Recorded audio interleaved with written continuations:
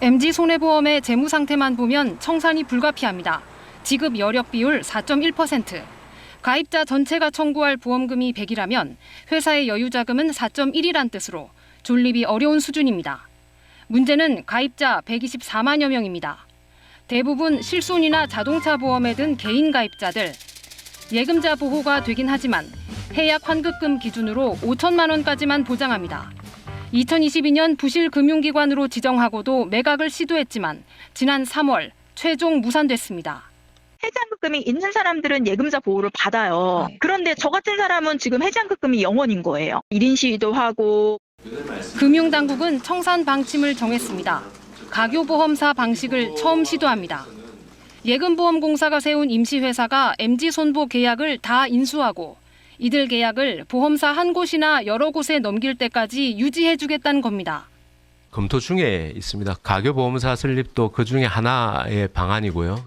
시간이 걸려도 인수자를 찾으면 가입자 피해는 없을 수 있지만 MG손보 임직원 600여 명의 고용은 다른 문제입니다. 가교보험사는 계약을 관리할 최소 직원만 승계할 가능성이 큽니다. 금융위원회는 모레 가교보험사 설립을 의결할 예정인데 MG손보 노조는 내일 반대 집회를 열기로 했습니다. KBS 뉴스 송수진입니다. 부산저축은행이 영업정지된 지 7개월 만에 실사 작업을 하고 있는데 5천만 원 이상 예금자는 아무리 해도 큰 손해가 불가피한 모양입니다. 노준철 기자가 보도합니다. 예금보험공사 실사팀이 부산저축은행의 전산 시스템과 영업자료를 꼼꼼히 점검합니다. 이들의 가장 큰 임무는 부산저축은행의 자산과 부채 확인입니다. 방대한 자료를 분석해야 하기 때문에 실사는 약 3주가 걸립니다. 예보는 실사가 마무리되면 다음 달 말부터 11월 초쯤 피해자 1인당 5천만 원 한도에서 보험금을 지급한다는 계획입니다.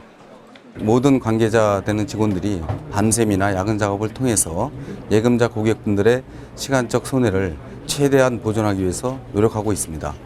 문제는 5천만 원 이상 예금자의 처리 방안입니다. 경우의 수는 크게 세 가지입니다.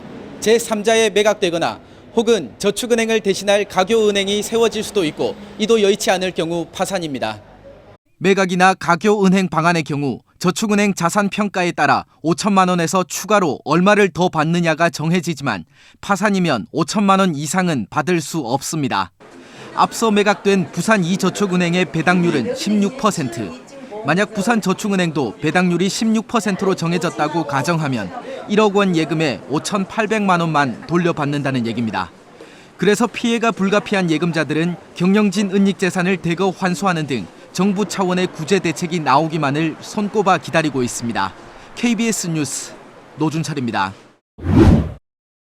그동안 절반 이상의 업체가 문을 닫은 종금업계에 또다시 구조조정의 태풍이 휘몰아칠 것으로 보입니다. 정부와 IMF가 오늘 합의한 올 상반기 금융부문의 구조조정 계획을 정필모 기자가 보도합니다. 종합금융계의 2차 구조조정이 본격화됩니다. 우선 이달 말 기준으로 빚이 자산보다 많은 종금사는 즉시 업무가 정지됩니다. 그리고 그 가운데 30일 이내에 모자란 자본을 채워넣지 못하는 곳은 아예 문을 닫게 됩니다.